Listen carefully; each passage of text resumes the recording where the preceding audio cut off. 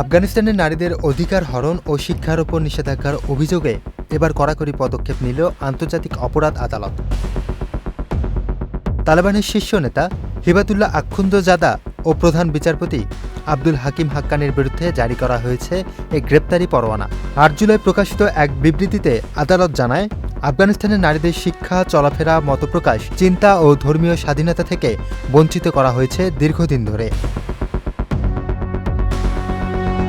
তালেবান সরকার এসব অধিকার হরণ করে অন্তত ২০২১ সাল থেকে সংগঠিত মানবতা বিরোধী অপরাধ করে চলে আসছে। তবে তালেবান সরকার এই অভিযোগ অস্বীকার করেছেন। বান্ডেল থাকলে প্রতি সেনমানিতে টাকা বাঁচবে। বিকাশ সেনমানি বান্ডেল কিনে জিতুন প্রতি লেনদেনে। তারা বলছে আদালতের অভিযোগ ভিত্তিহীন এবং তারা আইসিসির কোনো কর্তৃত্বই স্বীকার করে না। তালেবানরা আরও পাল্টা অভিযোগ করে বলেন, গাজা ইসরায়েলি হামলায় প্রতিদিন নারী, শিশু নিহত হচ্ছে, কিন্তু তাতে কোনো ব্যবস্থা নিচ্ছে না আইসিসি। তালেবানের ভাষ্য, আদালত পক্ষপাত দুষ্ট।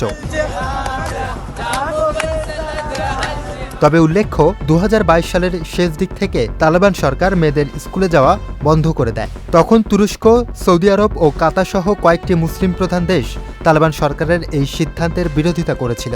এখন আন্তর্জাতিক অঙ্গনেও তালেবান সরকারের বিরুদ্ধে চাপ আরও বাড়ছে। তবে এই গ্রেপ্তারি পরোয়ানা বাস্তবায়ন আদৌ সম্ভব কিনা তা নিয়ে রয়েছে প্রশ্ন। Muin Tajdid, channel I.